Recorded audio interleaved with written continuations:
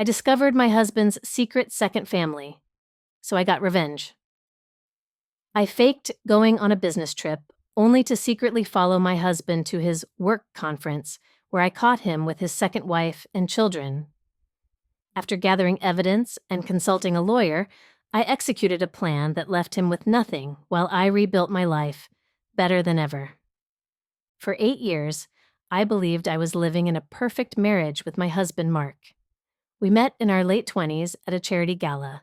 He was handsome in his tailored suit, confident in a way that made everyone in the room gravitate toward him. Our eyes met across the crowded space, and by the end of the night, I was completely captivated. He was charismatic, successful, and seemed to adore me completely. Our courtship was a whirlwind: romantic dinners, surprise weekend getaways, and heartfelt declarations of love. 6 months later, he proposed on a moonlit beach. I still remember the way my hands trembled as he slipped the diamond onto my finger, how the stars seemed to shine just for us that night. Our wedding was beautiful, small and intimate, just like we wanted. The first few years were blissful, almost like a fairy tale. Mark worked as a sales director for a technology company, which required frequent travel. The first time he left for a 4-day trip, I wandered our empty house like a ghost, sleeping on his side of the bed just to feel closer to him. But eventually, we settled into a rhythm. He'd be gone Monday through Thursday, sometimes every other week, sometimes 3 weeks in a row. The travel was heavy, but the money was excellent, and we enjoyed a very comfortable lifestyle. I worked as a marketing consultant, mostly from home, which gave me flexibility. We talked about having children, but Mark always had a reason to wait. He wanted to be more financially secure. He wanted to travel less first. He wanted us to enjoy our freedom a while longer. I was patient, thinking we had all the time in the world. Sometimes, in quiet moments, I'd imagine our future children with his eyes and my smile. The first signs that something was off appeared about 3 years ago. It started with small things, almost imperceptible changes that I tried to ignore. Mark became more protective of his phone. Before, he'd leave it carelessly on the counter while he showered or set it down without a second thought. Suddenly, his phone was always with him, always face down. He'd take calls in another room, his voice low and muffled. I noticed he had a second email account I'd never seen before. When I asked about it, he claimed it was for work subscriptions to keep his main inbox clean. It sounded reasonable enough, but something about his too quick explanation made my stomach tighten. His business trips also became more structured. He'd tell me not to call during certain hours because he'd be in meetings. Between 6 and 9 p.m., I'll be at the client dinner, babe. I'll text you when I'm back at the hotel. If I texted during these meeting times, his responses would be delayed by hours. At the time, I brushed it off as him being focused on work. After all, his dedication was what made him so successful, right? Then came the inconsistencies that grew harder to ignore. He'd mention having dinner with a client named Robert, but later refer to the same person as Richard. He'd say his conference was in Dallas, but his credit card statement showed charges in Houston. The knot in my stomach tightened each time, but I forced myself to believe his explanations. He mixed up client names because he met so many. The conference venue changed last minute. The hotel booking system automatically charged him despite the cancellation.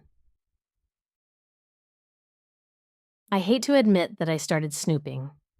The woman I'd been before would have been horrified at this invasion of privacy, but doubt is a powerful motivator. One night while he was sleeping, I carefully slipped his phone from the nightstand and checked it. My heart pounding so loudly I was afraid he'd wake up. There was nothing suspicious in his text messages or email, but I noticed he had a second photo gallery app that required a password. When I tried to open it, the lock screen stared back at me accusingly.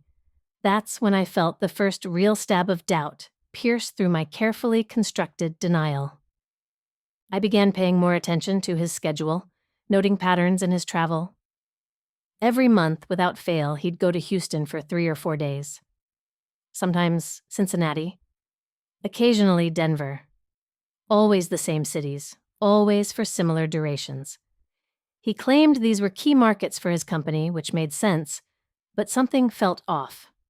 When he'd returned from these trips, he seemed different somehow, more relaxed, yet strangely distant, as if mentally he hadn't fully returned to me. Sleep became elusive. I'd lie awake next to him, studying his peaceful face, wondering if I was losing my mind. Was I manufacturing problems where none existed? Was this just normal marriage evolution after 8 years together? Or was my intuition trying desperately to make me see what my heart wasn't ready to accept? The breaking point came 6 months ago on an otherwise ordinary Tuesday morning. Mark was running late for a flight and rushed through his shower. He'd left his laptop open on the kitchen counter when he went to grab his toiletry bag. I wasn't even looking for anything when a notification popped up from a banking app I didn't recognize. My finger hovered over the trackpad, conscience and curiosity at war. Curiosity won. I clicked on it. The screen showed a joint checking account, in his name, and someone named Melissa. Time seemed to stop as I stared at the name. Melissa. Who was Melissa? My hands began to shake as I scrolled through the transactions, each one a knife twist in my chest. Mortgage payments for a house in Houston, private school tuition payments, utility bills, children's clothing stores. My vision blurred as I saw birthday purchases for Ethan's 7th and Sophie's 5th. Children. He had children. The bathroom door opened, and I heard Mark's footsteps. My heart racing, I quickly took photos of everything with my phone before closing the laptop. By the time he entered the kitchen, I was pouring coffee, my back to him so he couldn't see my ashen face. "Have everything you need for your trip?" I asked, amazed at how normal my voice sounded when I felt like I was shattering inside. "All set," he replied, kissing my cheek before grabbing his coffee. "Should be back Thursday evening. I'll text when I land in Houston." Houston. Of course it was Houston. I watched him drive away. This man I'd slept beside for 8 years. This stranger who had another home, another wife, children. I sat at our kitchen table, trying to process what I'd discovered. My husband had another family. A complete, separate life I knew nothing about. That night, when he called, as he always did after landing, I acted completely normal. I smiled into the phone as he described the terrible airplane food and asked about my day. Inside, I was shattered, calculating how many of these calls had been made from his other home, with his other family, perhaps in the next room. I knew I needed to be strategic. This wasn't just about confronting a cheater. This was about unraveling what appeared to be an entire second life, an elaborate lie that had consumed 8 years of mine. The next day, I called in sick to work and began my investigation with hands that wouldn't stop trembling. I hired a private investigator, which cost a small fortune, but I needed proof beyond what I'd glimpsed in that banking app. I also consulted with a divorce attorney to understand my options. The attorney, a sharp-eyed woman in her 50s, listened to my story without visible shock. Apparently, she'd seen similar cases before. She advised me to gather as much evidence as possible before confronting Mark. "Men who lead double lives," she told me, leaning forward across her desk, "are exceptional liars. Without concrete evidence, he'll deny everything, make you question your own sanity. Document everything, and whatever you do, don't confront him until you're ready to act." For the next 2 months, I played the role of unsuspecting wife perfectly. I made his favorite meals when he was home. I laughed at his jokes. I kissed him goodbye each time he left, fighting back the bile that rose in my throat. Meanwhile, the PI was sending me regular updates, each one more devastating than the last. He confirmed my worst fears. Mark had a house in Houston, a beautiful craftsman with a swing set in the backyard, where he lived with Melissa and 2 children. The PI sent photos of Mark mowing the lawn on a Sunday morning, hosting a barbecue for neighbors, taking the kids to soccer practice, They appeared to be a normal, happy family. Neighbors knew Mark as a loving husband and father who unfortunately had to travel frequently for work. The most shattering discovery came when the PI dug deeper into their history. Mark and Melissa had been married for 9 years, longer than he'd been married to me. Their children were indeed 7 and 5. My marriage was actually the second family. The level of deception was staggering, the betrayal so complete that some nights I would wake up gasping for air, feeling like I was drowning. Armed with this information, I developed a plan. Mark mentioned an upcoming 3-day conference in Houston. I told him I also had a business trip that week, my first lie in our relationship, though it felt insignificant compared to the mountain of deception between us. This coincidence would allow me to see everything with my own eyes. I booked a flight that landed 2 hours after his, and rented a car at the airport, my hands shaking so badly I could barely sign the paperwork. The PI had given me the address of Mark's Houston home, a beautiful 2-story house in an upscale neighborhood with tree-lined streets and manicured lawns. I parked down the block and waited, sunglasses hiding my red-rimmed eyes, my heart pounding so violently I could feel it in my fingertips.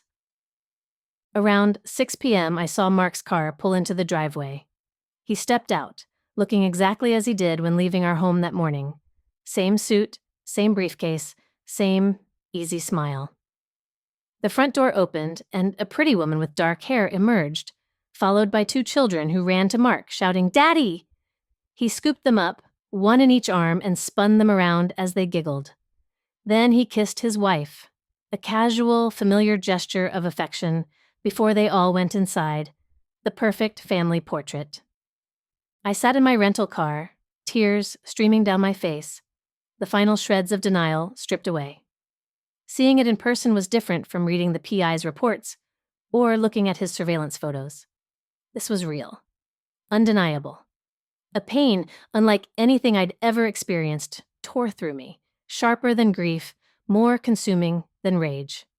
I took several deep breaths, reminding myself of my plan. This wasn't the time to fall apart. The next morning, I watched as Mark left the house, dressed for his conference. I followed him to a local office building where he actually did work. Apparently, he had a legitimate job in Houston, too. The deception was impressively thorough, the double life meticulously maintained. I wondered how much mental energy it took to keep track of all the lies, to remember which details belonged to which life. Which wife expected him home on which day? That evening, after he returned to his family, I checked into a hotel and reviewed everything I knew. Mark was living a complete double life. 2 wives, 2 homes, and he was father to 2 children I never knew existed. He'd been doing this our entire marriage. Every business trip to Houston was actually him going home to his first family. Every time he said he missed me, he was missing someone else. Every promise about our future together was a lie. The following day, while Mark was at work and Melissa was out with the children, according to the PI she volunteered at their school on Tuesdays, I did something bold. I walked up to the house and introduced myself to the neighbor as Mark's cousin, saying I was supposed to drop something off but had forgotten the garage code. The friendly neighbor mentioned that Mark was such a family man and how he'd built a beautiful life with Melissa despite his demanding travel schedule. I thanked her and left, now with verbal confirmation from someone who knew them. On the 3rd day, I flew home early, arriving before Mark was due back. I had all the evidence I needed and had formulated my plan with the attorney. When Mark came home, I greeted him with a smile and asked about his conference. He launched into elaborate details about sessions and speakers, all completely fabricated. I nodded and asked all the right questions while he dug himself deeper into his lies. That weekend, I suggested we have a special dinner at home. I cooked his favorite meal, opened an expensive bottle of wine, and made everything perfect. My hands trembled slightly as I set the table with our wedding china, the same dishes we'd received as gifts from people who believed in our future together. I applied makeup carefully to hide my sleepless eyes and practiced my smile in the mirror until it looked convincing. A surprise? What's the occasion? Mark asked, looking relaxed and content as he sipped his wine.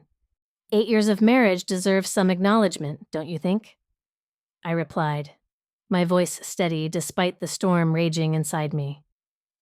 I connected my laptop to our TV and dimmed the lights. I've been working on a little project, a kind of retrospective of our lives. The first slide appeared. Our wedding photo.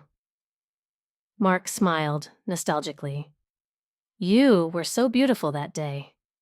Yes, I said quietly. That was a day of promises, wasn't it? The next slide appeared. Mark with Melissa on what appeared to be their wedding day. The color drained from his face so quickly I thought he might faint. Who? He started, but his voice cracked. I clicked to the next slide.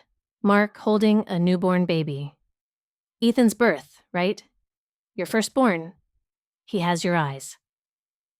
Another click. Sophie's 5th birthday last year. The princess cake was beautiful. Melissa really outdid herself. With each new image, their house, school records, bank statements, their marriage certificate, Mark seemed to physically shrink into our couch. 8 years of lies collapsed around him in a digital slideshow of betrayal. When I finally finished, the room was so quiet I could hear our kitchen clock ticking. Mark's hands were shaking, his eyes wide with shock. Who are you, Mark? I asked, my voice barely above a whisper. He opened his mouth, closed it, then finally broke. The sobbing started quietly, then built into something primal. He fell to his knees on our living room floor. I never meant for this to happen, he gasped between sobs. It started as a relationship in Houston years ago. Then Melissa got pregnant with Ethan, and I couldn't leave her. But I fell in love with you too, and I couldn't choose. I love you both. I love my children, please understand. I never wanted to hurt anyone. I watched him dispassionately, as if observing a stranger. How exactly did you think this would end, Mark? Did you plan to maintain this charade forever? He looked up at me, desperate. I don't know. I just kept thinking I'd figure something out. That someday I'd find a way to make it work. Make it work? My voice finally cracking with emotion. You stole 8 years of my life. Years I could have spent building a real family with someone who actually respected me. I walked to the bookshelf and retrieved the manila envelope I'd hidden there. I've already moved half our money to an account in my name, I told him, handing him the divorce papers. My lawyer assured me it's perfectly legal since we're still married. The rest will be decided in court. The transformation was immediate. His tears evaporated, replaced by cold fury. He stood up, suddenly towering over me. You think you can just take my money? He snarled. I built everything we have. You'll get nothing. I'll make sure of it. I didn't flinch. I have documented evidence that you committed bigamy, which is a felony in our state. I've spoken with your neighbors in Houston who confirmed you present yourself as Melissa's devoted husband. I have financial records showing you've been supporting 2 households with marital assets.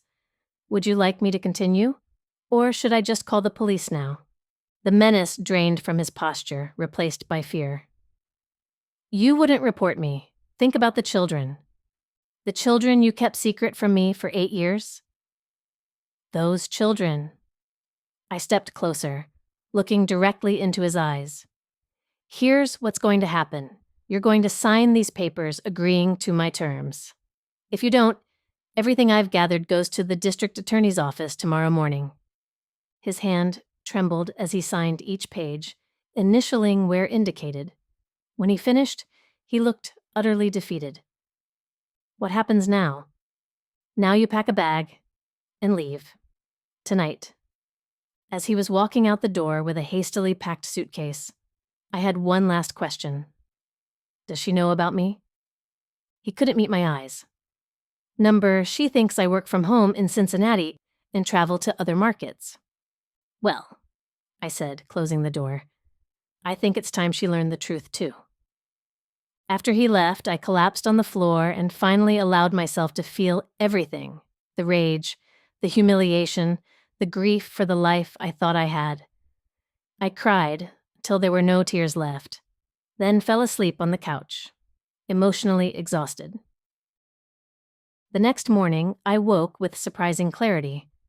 I packed all the evidence into a large envelope: our marriage certificate, photos of our home, financial records showing how he'd diverted our joint money to support his other family. I wrote Melissa a letter explaining that I had discovered the truth only days ago, that I believed she was as much a victim as I was. I included my phone number and email, telling her I was available if she wanted to talk.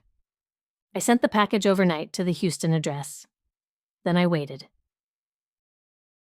3 agonizing days later, my phone rang with an unfamiliar Houston area code. My heart pounded as I answered. Hello? My voice sounded strange, even to my own ears. Is this Rebecca? A woman's voice asked. She sounded surprisingly calm. Yes. This is Melissa. A pause, then, I got your package. I'm sorry, I blurted out. I didn't know how else to tell you. The dam broke. Melissa's calm crumbled, and I heard gut-wrenching sobs on the other end. 9 years, she cried. 9 years of marriage. How could he do this to us? Somehow, in that moment, something shifted. We weren't rivals or enemies. We were fellow victims of an elaborate deception. For the next 3 hours, we talked, comparing timelines and stories. When Mark told me he was in Houston, he really was with her. When he told her he was traveling to Cincinnati, he was with me. The children, she said at one point, her voice hollow. How am I going to tell the children their father has another wife? I can't imagine, I replied honestly. But they're lucky to have you. By the end of the call, we'd both cried and even laughed at the absurdity of certain overlaps. He'd bought us the same anniversary gift one year, matching silver bracelets from Tiffany's. He'd used the same pet names for both of us. I'm filing for divorce, Melissa told me firmly before we hung up. Thank you for having the courage to tell me the truth. What choice did we have? I asked. We both deserve better than a life built on lies. In the aftermath, Mark's carefully constructed world imploded spectacularly. Melissa hired an aggressive divorce attorney who went after everything. With 2 settlements to pay and legal fees mounting, he had to sell his business interests at a loss. Both our homes went on the market. His reputation in both communities was shattered. A mutual friend told me Mark had moved into a dingy 1-bedroom apartment and was struggling to make child support payments. He'd tried to win me back once, showing up at my new condo with flowers and promises of therapy and change. I closed the door in his face. Melissa and I kept in touch, an unlikely friendship born from shared trauma. When her divorce finalized 6 months after mine, we met in person for the first time, meeting halfway in Nashville for a weekend. We spent hours talking about our experiences, our healing processes, and our hopes for the future. Seeing her in person, this woman who had unknowingly shared my husband for years should have been uncomfortable. Instead, it was cathartic. As I rebuilt my life, I found strength I never knew I had. I expanded my business, bought a place of my own, and slowly opened my heart to the possibility of trust again. The Italian vacation I took, a trip Mark had always promised but never delivered, became a turning point. Meeting James there felt like the universe's way of showing me that authentic love was still possible. If you're reading this and something feels off in your relationship, trust your instincts. The truth might be painful, but living in a carefully constructed fantasy is far worse.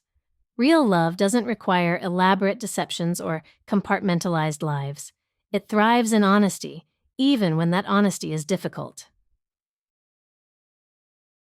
Update. 2 years after my world shattered, I found myself happier than I'd ever been. The pain had transformed into wisdom. The betrayal had led to freedom. And Mark? His deceptions eventually caught up with him in every aspect of his life. My revenge wasn't orchestrating his downfall. It was simply exposing the truth and walking away to build something better. Looking back, I'm grateful for that moment of discovery, painful as it was. It forced me to confront not just Mark's lies, but the ways I had been lying to myself. I had accepted inconsistencies and buried my doubts because the truth seemed too frightening to face. Now I live with complete authenticity. James and I have no secrets, and that transparency has created a level of intimacy I never thought possible. The revenge I took against Mark gave me satisfaction, but the life I've built afterward, that's given me joy. If you're facing betrayal, remember this. Your story doesn't end with someone else's deception. That's just one chapter. You get to write the rest, and it can be more beautiful than anything you imagined. Thank you for watching. If you haven't subscribed yet, please do so and hit the notification bell to stay updated with more shocking real-life stories happening around you.